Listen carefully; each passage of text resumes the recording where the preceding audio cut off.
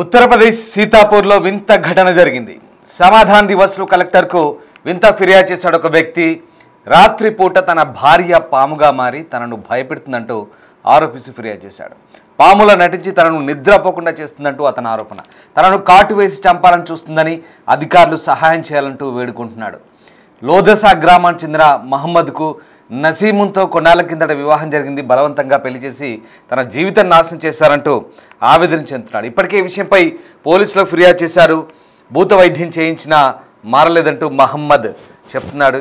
ఈ నేపథ్యంలో మహమ్మద్ చేసిన ఫిర్యాదుతో ఒక్కసారిగా కలెక్టర్ కూడా విస్తుపోయాడు. తన భార్య నాసిమున్ మానసికంగా అస్థిరంగా ఉందని, రాత్రిళ్ళు నాగిన్ అంటే ఆడపాములా నటిస్తూ బుసలు కొడుతూ తనను భయపెడుతుందంటూ ఆ వ్యక్తి ఆరోపించడం ఇప్పుడు ఒకంత హాస్యాస్పదంగా, అలాగే ఆ వ్యక్తి ఆరోపణ, ఆ వ్యక్తి ఫిర్యాదు ఇప్పుడు ఆలోచింపజేసే విధంగా అధికారులకు కనబడుతోంది.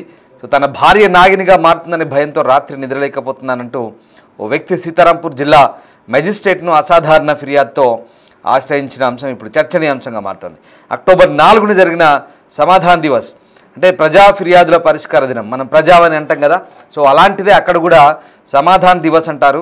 ఈ సందర్భంగా మహమూదాబాద్ తహసీల్లోని లోధాసా గ్రామానికి చెందిన ఫిర్యాదుదారుడు మెరాజ్ తన అవగాహనను జిల్లా మెజిస్ట్రేట్ అభిషేక్ ఆనంద్ ముందు వివరించాడు.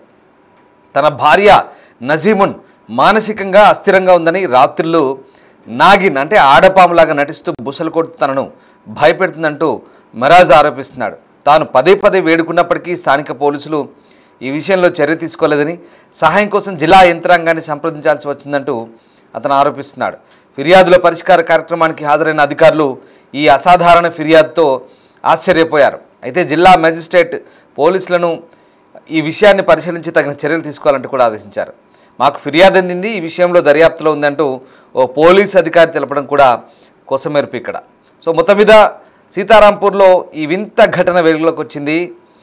సంపూర్ణ సమాధాన్ దివస్కు హాజరైన ఆ వ్యక్తి అంటే ప్రజావానికి హాజరైన వ్యక్తి తన భార్యను రక్షించమంటూ వేడుకుంటున్నాడు. తన భార్య బారి నుంచి తనను కూడా రక్షించమంటూ వేడుకుంటున్నాడు. రాత్రిపూట పాముగా మారి తనను చంపడానికి ప్రయత్నిస్తున్నట్టు అతను చేసిన ఆరోపణ ఇప్పుడు ఒక రకంగా ఆసక్తికర చర్చకు దారితీస్తోంది. సార్, నా భార్య నుంచి నన్ను కాపాడండి, ఆమె రాత్రిపూట పాముగా మారుతోంది, ఇలా చెబుతూ ఆ యువకుడు కన్నీళ్లు పెట్టుకున్నాడు. అతని మాటలకు అందరూ ఆశ్చర్యపోయారు. ఈ సంఘటన ఉత్తరప్రదేశ్లోని సీతారాంపూర్లో జరిగింది.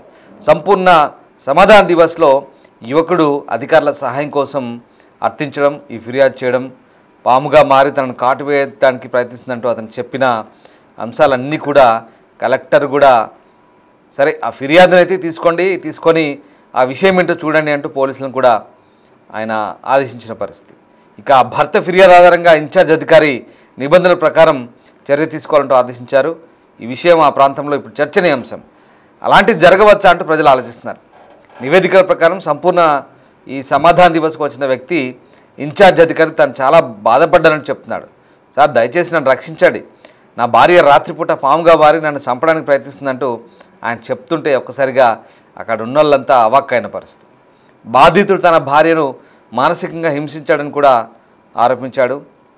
ఇంకా అతని మాటలు నమ్మశక్యం కాలేదు. అయితే తన భార్య సర్పంగా మారిందని అతను మాట్లాడిన విధానం అందరినీ దిగ్భ్రాంతి గురిచేసింది. దీని తర్వాత అక్కడ అధికారి దర్యాప్తు, అలాగే ఆ చట్టపరమైన చర్యలు కూడా ఆదేశించారు. మహమూదాబాద్ లోదసలో జరిగింది ఘటన.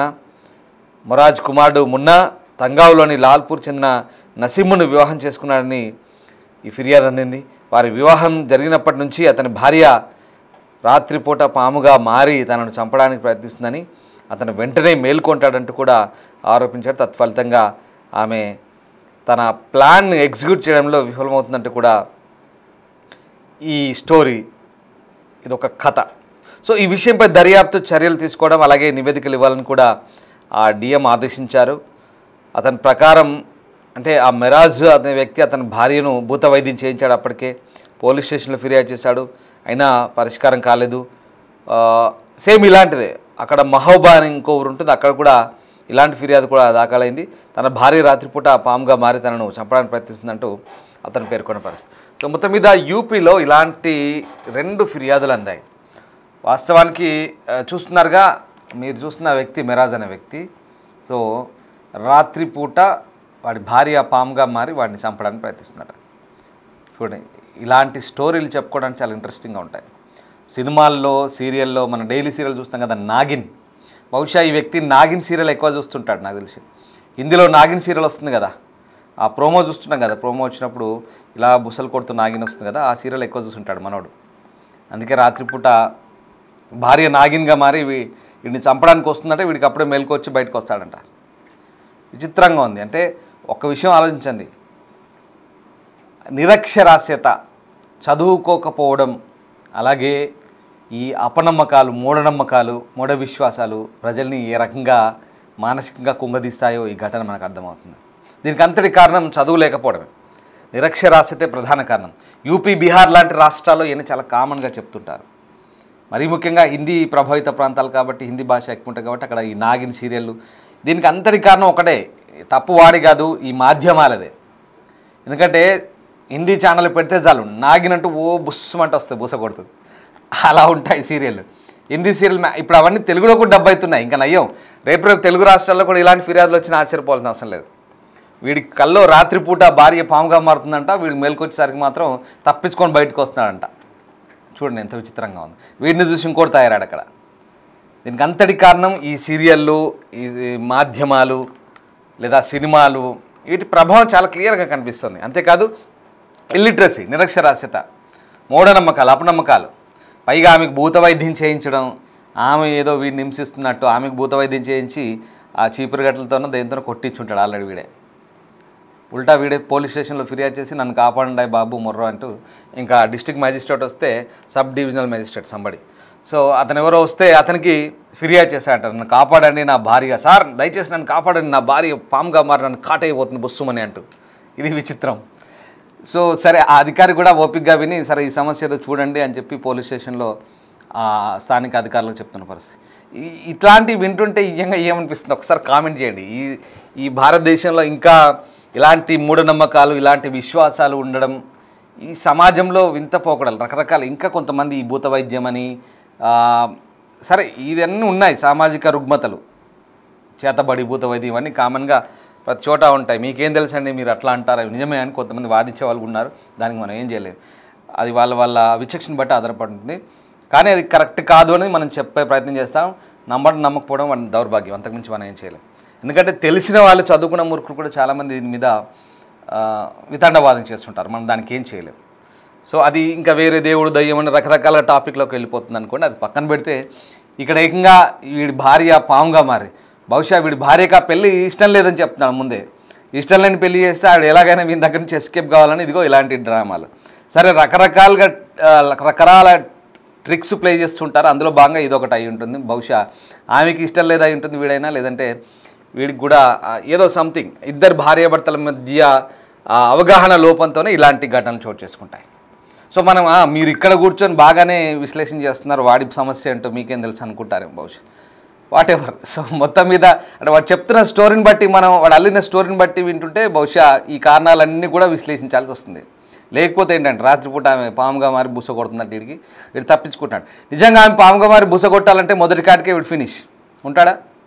ఒకసారి చెప్పండి, మీరు కామెంట్ చేయండి, ఉంటాడా? సో ఇదంతా కూడా ఇట్లాంటి స్టోరీలు వింటుంటే ఇంకా మన స్వతంత్ర భారతదేశంలో ఇంకా ఇలాంటి వ్యక్తులు ఉన్నారా, ఇలాంటి సమాజం ఉందా అనిపిస్తుంది. పైగా ప్రజావాణిలో జిల్లా కలెక్టర్ ఫిర్యాదు చేసి, సార్ నన్ను రక్షించండి మహాప్రభు అంటే, ఆ కలెక్టర్ కూడా పాపం ఇక్కడ బాధ ఏంటో చూడండి, నిజమే ఒకవేళ దర్యాప్తు చేయండి అంటూ దర్యాప్తుకు ఆదేశించాడు. ఏం చేస్తారు పోలీసులు, రాత్రిపూట వీళ్ళు పడుకున్న చోట కాపలు ఉంటారా, అటో ఇద్దరు బెడ్ దగ్గర కాపలా ఉండి పోలీసులు కెమెరాలు పెట్టి లేదా కెమెరాలు ఫిక్స్ చేసి ఉంటారా? దర్యాప్తు అంటే ఏ రకంగా జరుగుతుంది ఒకసారి ఆలోచించండి, నాకు అర్థం కావట్లేదు. ఎలాంటి దర్యాప్తు ఉంటుంది?